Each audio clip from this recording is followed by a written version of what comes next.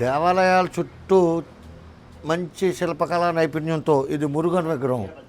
అది నాకు తెలుసు, పేపర్లోనో అది చూసి మలేషియాలోనో ఎక్కడో ఉంటుంది కాబట్టి చాలాసార్లు చూసాం కాబట్టి. కానీ ఈ విగ్రహాలు ఏంటి అనేది ఎవరికీ తెలియదు. పైన ఎక్కడ పేర్లు రాయలేదు కనీసం. దూర ప్రాంతాల నుంచి వచ్చిన వాళ్ళు కానీ కొత్తగా వచ్చిన వాళ్ళు కానీ ఏ విగ్రహం ఏంటనేది, అన్ని దేవతలు దేవుళ్ళ విగ్రహాలు తెలియవు కదా. విష్ణుమూర్తి విగ్రహం కానీ ఇంకో విగ్రహం కానీ ఇట్లా ప్రతి కాణంలోని ఆగమ శాస్త్ర నియమాల ప్రకారం విగ్రహాలు ప్రతిష్ఠించారు. ఓకే, అంతవరకు బాగానే ఉంది. ఇక్కడ ఒక విగ్రహం ఉండాలి. ఆ విగ్రహాన్ని తీశారు, వీళ్ళే కావాలని తీశారు. ఎందుకంటే దీని అంపడ నీళ్లు కిందకి రావట్లేదట, లోపల అభిషేకం చేసిన నీళ్ళు కానీ గుడి కడిగిన నీళ్ళు కానీ.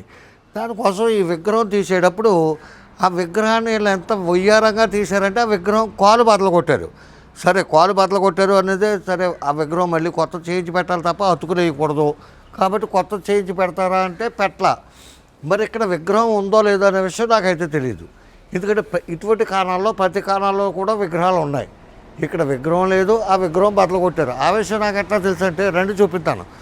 ఆ బద్దలు కొట్టిన విగ్రహం అయినా సక్రమంగా ఎక్కడైనా మంచి పవిత్ర ప్రదేశంలో కొంచెం ఎత్తుగా ఒక బల్ల వేసి కానీ ఏమైనా ఒక శుభ్రమైన శుచిగా ఉన్న ప్రదేశంలో పెట్టారా అంటే ఇది పడమర ద్వారం. ఈ పడమర ద్వారం తీసిన వెంటనే రోడ్డు ఉంటుంది, దాని పక్కన కాలం ఉంటుంది.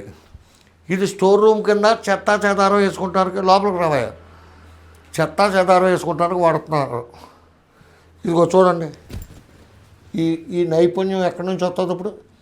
ఇప్పుడు మన శిల్పులు చేయగలరా? చెత్త చేసే వాళ్ళు ఉన్నారు, బ్రహ్మాండమైన వాళ్ళు ఉన్నారు. కానీ ఎంత కష్టం చూడండి, పాదాలు ఏళ్ళు ఇవన్నీ చూడండి. ఇదిగో ఇది ఇరక్కొట్టేశాడు. ఎంత పోయారో చుట్టూ కొంచెం తవ్వుకొని తీసుకుంటాడు ఎవడైనా సరే. ఈ విగ్రహం తీసి పట్టుకొచ్చి ఇక్కడ పెట్టారు. ఇగో దేవాలయ ప్రాంగణాన్ని శుభ్రం చేసే చీపుర్లు చేటలు చెత్త చెదారం ఇవన్నీ ఇక్కడ పెట్టారు. అడిగితే ఈ గుడి నాకు ఊహ తెలిసినప్పటి నుంచి కూడా వయసులే దీనికి ట్రస్ట్ బోర్డ్ చైర్మన్ కింద ఉంటారు. ఎమ్మెల్యే అయినా సరే ఆ పార్టీ ఈ పార్టీతో సంబంధం కాదు, వాళ్ళకే వైశాసు సపోర్ట్ చేసిన వ్యక్తుల్ని వాళ్ళ ట్రస్ట్ బోర్డు ప్రెసిడెంట్ల కింద పెడతారు. మరి అదేంటో నాకు అర్థం కావట్లా. ఈ గుడి అసలు వైశాస గుడి, వాసవి అమ్మవారు వైశాస మనిషి అని చెప్పి ఎందుకు క్రియేట్ చేస్తారో నాకు అర్థం కాల. ఎందుకంటే యాక్చువల్గా ప్రారంభంలో ఇది చూడండి, శిల్పకళ చూడండి, నగరేశ్వర స్వామి మహిషాసుర మర్దిని వాసవి కనికాపరమేశ్వర ఆలయం. వేరేవాడు ఎవరికే అవకాశం ఇవ్వరు. కానీ వీళ్ళు ఎవరైనా ప్రతిరోజు భక్తి కానీ పారాయణం చేసుకునే వాళ్ళు కానీ పూజలు పునస్కారాలు చేసుకుని పెద్ద వయసు ఉన్న ఏ లేడీస్కైనా ట్రస్ట్ బోర్డ్ చైర్మన్ ఇస్తే వాళ్ళు వచ్చి ఇక్కడ పరిస్థితి ఏంటో చూస్తారో చేస్తారు. అంతేగాని నిత్యం వ్యాపారంలో తలమునకలు అయిపోయి వ్యక్తులకి చాలామంది ఏమో కొంతమంది వ్యసన పరులకు కూడా ఇస్తున్నారు. మరి ఎందుకో అంటే వ్యసనాలు అంటే మామూలు వ్యసనాలు కాదు. ఇక్కడ ఏదో ఇది పెట్టారు, మరి ఇక్కడ మరి ఏముండిదో నాకు తెలియదు. ఇది ఏదో పెట్టారు, ఇక్కడ నుంచి ఏదో దిగ్గొట్టారు. ఇక్కడ నుంచి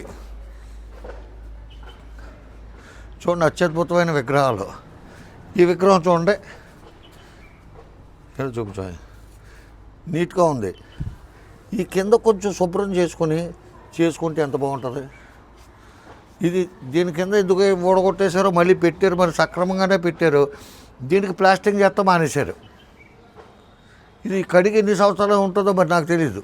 ఈ విగ్రహాలు కడుగుతాం కానీ మంచి చిన్న దండలు వేస్తాం కానీ చిన్న చిన్న పూలతో దండలు వేయచ్చు.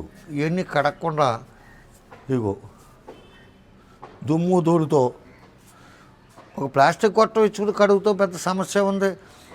నిత్యం దీనికి అసలు పోజార్లే లేని గుడి కదా ఇది. కొన్ని వందల ఎకరాల ఆస్తులు ఉన్నాయి, కొన్ని కోట్ల రూపాయల డిపాజిట్లు ఉన్నాయి నిత్యాన్నదానానికి అట్లకి. అయినా సరే దీనికి ఆలనా పాలన లేదు.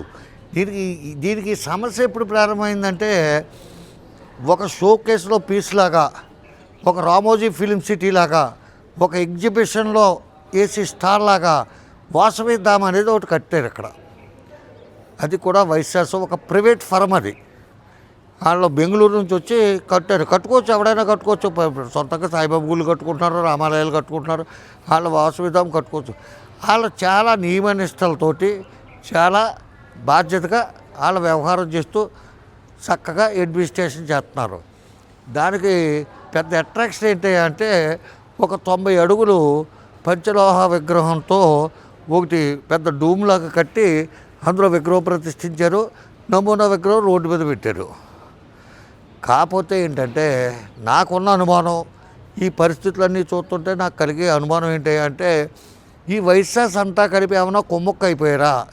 పెనుగొండ ఆర్య వయసులు అంతా కలిపి వాసవిధామకి అమ్మవారికి సంబంధించిన ఇవన్నీ కూడా వాసవిధామకి తరలిస్తున్నారా అనేది నాకు ఒక డౌటు. ఆ డౌట్ ఎందుకు వచ్చిందయ్యా అంటే ఇక్కడ ఉన్న నిత్యాన్నదాన సత్రం కంటే ఆ నిత్యాన్నదాన సత్రం కలకలాడుతూ ఉంటుంది. ఇక్కడ ఒక పెర్మనెంట్ పూజారి లేడు. పూజారులు ఉన్న అస్తవ్యస్తంగా నలిగిపోయినా చిరిగిపోయినా పాతపడిపోయిన బట్టలతో ఉంటారు.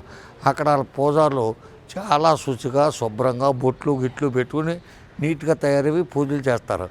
అక్కడికి జనం అంతా అట్రాక్ట్ అవుతున్నారు. ఇంకొక పెద్ద బ్లెండర్ మిస్టేక్ ఏంటంటే వీళ్ళ దేవాదాయ ధర్మాదాయ శాఖ అనేది ఒక పనికి మాలిన చెత్త చెదారంతో కూడిన లంచగొండులతో నిండిపోయిన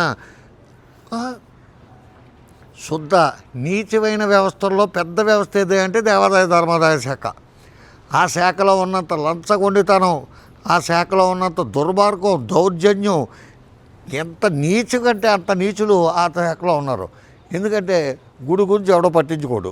మీకు ఒక ఎగ్జాంపుల్ చెప్తాను ఏంటంటే మీరు గూగుల్లో వాసవి కన్యకా పరమేశ్వరి టెంపుల్ అని కొట్టండి. కొడితే ఆ వాసవి 90 అడుగుల విగ్రహం, వాసవి ధామం ఆ ప్రాంగణం వస్తుంది. అసలు యాక్చువల్గా మూలపేరాట ఉన్న గుడి ఇది. నగరేశ్వర స్వామి మహిషాసుర మర్దని వాసవి కన్యకా పరమేశ్వరి టెంపుల్ యాక్చువల్గా ఇది. కానీ మీరు గూగుల్లో చర్చిస్తే అది వస్తుంది. ఎందుకంటే మన వాళ్ళు ఎప్పుడు గూగుల్లో కానీ ఒక వెబ్సైట్ ఓపెన్ చేసి ఇక్కడ ఈ గుడి ప్రాచుర్యం కానీ ఎప్పుడు కట్టారనేది కానీ అమ్మవారి చరిత్ర కానీ రాసినోడు కానీ అట్లు అప్లోడ్ చేసినోడు కానీ ఎవడో లేడు. ఈ కోమట్లు పెత్తనం చేస్తానికి వచ్చి ఇక్కడేమో భోజనం చేస్తానికి తప్ప దేనికి పనికిరారు. ఊళ్ళో కొప్ప పెట్టుకుని కూడా ఇక్కడికి వచ్చి భోజనం చేసి వెళ్ళిపోతున్నారంటే పోనీ ఆర్థికంగా చితికిపోయిన వాళ్ళు ఎవరన్నా పేదవాళ్ళు తింటే తప్పలేదు, భోజనం ఎవడైనా తినొచ్చు ప్రసాదం అని. కానీ ఆర్థికంగా పరిస్థితి బాగుండి వ్యాపారాలు ఉన్న వ్యక్తులు కూడా ఇక్కడ భోజనం చేసి వెళ్ళిపోతాం అనేది ఎంత తప్పు అనేది గ్రహించట్లేదు. ఇకపోతే వీళ్ళు పెద్ద జనం అంతా ఎక్కువ ఉండి పెద్ద సంస్థానంలాగా వీళ్ళు పనికి మాలిన పనులన్నీ చేస్తానికి ముందు ఉంటారు. వీళ్ళు గుడినే శుభ్రంగా చేసి చూడలేకపోతున్నారు. వీళ్ళు మళ్ళీ ఇక్కడ గోశాల ఒకటి నిర్మించారు. గుడి ఎంట్రన్స్లో ఈశాన్యమూల అటు చూపించబోయే గుడి ఎంట్రన్స్లో ఈశాన్యమూల గోశాల అనేది ఒకటి పెట్టారు. ఆ గోశాలలో సరిపడే ప్లేస్ లేదు.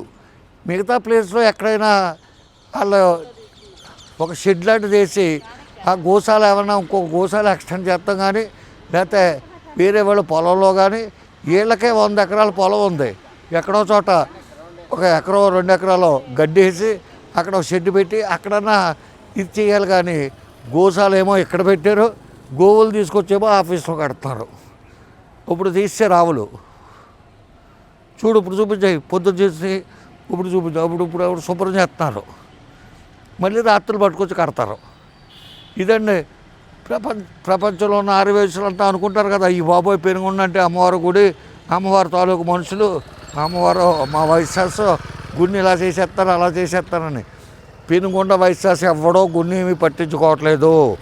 గుడి కాదు డెవలప్ అయ్యేది, వాసవి ధామ్ అనే ఒక ప్రైవేటు వ్యవస్థ డెవలప్ అవుతుంది. ఆ వ్యవస్థ పెట్టింది ఒక బొమ్మ. రామోజీ ఫిలిం సిటీలో సెట్టింగ్ లాంటిది, బాహుబలిలో సెట్టింగ్ లాంటిది. అటువంటి బొమ్మ పెట్టుకుని అక్కడ పూజలు చేసుకోవచ్చు, తప్పులేదు ఎవడైనా. హిందువులు చెట్లు పూజింతారో, రాళ్ళను పూజింతారో, రప్పలను పూజింతారో, అలాగే ఎవడైనా దేనైనా పూజించుకోవచ్చు. అక్కడ ఇష్టం పూజించుకుంటున్నారు. ఎందుకు? అక్కడ శుచిగా ఉంది, శుభ్రంగా ఉంది, అక్కడ మంచి వసతులు కల్పించారు, అన్నదాన కార్యక్రమం చేపట్టారు. అలాగే ఫండ్స్ వస్తున్నాయి. వీళ్ళు ఎవడో రాడు దోచుకు వెళ్ళిపోతాం కోసం. ఇప్పుడు ఏంటంటే చాలా ఆకలితో ఉన్నారు. రేపు మాబో కొత్త ట్రాన్స్పోర్ట్ వస్తుంది, పుష్కరాలు కూడా వస్తాయి. ఆ పుష్కరాల్లో ఎంత తినగలం, ఎంత తినేయగలం అనే ద్వయంతోనే ఇప్పటి నుంచి ప్లాన్లు వేసుకుంటారు. కాబట్టి ప్రపంచంలో ఉన్న ఆర్యవైశ్యులంతా ఒకటి గమనించండి, పెనుగొండలో క్షేత్రంలో ఉన్నదే మూల విరాట్ ఉన్న కన్యకా పరమేశ్వరి దేవస్థానం ఇది. ఆ వాసవి ధామ్ అనేది దేవస్థానం కాదు, అది ఒక ప్రైవేట్ ట్రస్ట్ వాళ్ళు చాతీగా చేస్తా ఏం చేస్తా బెంగళూరులో వచ్చి పెట్టుకున్న ఒక వ్యాపార సంస్థ లాంటిది అది. అట్లాగే వాసవి తిరుపతి కమిటీ కోయంబత్తూరులో కూడా ఇక్కడ ఒక వ్యాపార సంస్థ స్థాపిస్తున్నారు. ఆఖరికే ఈ కోయంబత్తూరులు కానీ బెంగళూరులు కానీ వీళ్ళంతా కూడా ఎలా తయారయ్యారంటే అమ్మవారి పేరు చెప్పి వ్యాపారాలు చేసుకుంటానికి తయారవి వ్యాపారం కింద మారుతున్నారు తప్ప ఎవడో భక్తి శ్రద్ధలతో అమ్మవారిని పూజించట్లేదు. వాళ్ళకే ఈ పెనుగొండ పేరుని వాసవి పెనుగొండగా మారుతూ అనేది శుద్ధ దండగ వ్యవహారం. ఈ సలహా ఎవడిచ్చాడో ఎవడి జీవో రిలీజ్ చేశాడో ఆ వ్యక్తి ఎవరైనా కానీ చంద్రబాబు నాయుడు కానీ పవన్ కళ్యాణ్ కానీ ఎవరైనా సరే చేసింది శుద్ధ తప్పు. ఈ వైశాస్ అంతా ఇన్ఫ్లుయెన్స్ చేయించి ఆ టికెట్ల కోసం వాటి కోసం డబ్బులు ఇచ్చిన వాళ్ళు ఇన్ఫ్లుయెన్స్ చేయించిన వాళ్ళు ఒకటే అడుగుతున్నాను, మీరు రండి ఈ వీడియో చూడండి, నేను చెప్పిన తప్పు అయితే రండి డిస్కస్ చేద్దాం. మా పెనుగొండ 6 వయసులో ఎవడైనా సరే వస్తే ఇదే అమ్మవారి గుడి ప్రాంగణంలో కూర్చుని అమ్మవారు ఎదురుగుండా మీ అమ్మవారు ఎదురుగుండా మీ వాసవి అమ్మవారు ఎదురుగుండానే మళ్ళీ నగరేశ్వర స్వామి ఎదురుగుండా మహిషాసుర మర్దన ఎదురుగుండా అని నేను చెప్పట్లా, మీ అమ్మవారు ఎదురుగుండా నాకు కొన్ని డౌట్లు ఉన్నాయి అడుగుతాను. మీలో నీతి నిజాయితీ భక్తి ఉన్నవాడు ఎవడైనా సరే దమ్ముండి మీరు ఎవడైనా వస్తానంటే డేట్ చెప్పండి, నేను వస్తాను, డిస్కస్ చేద్దాం, అది లైవ్ ఇస్తాను.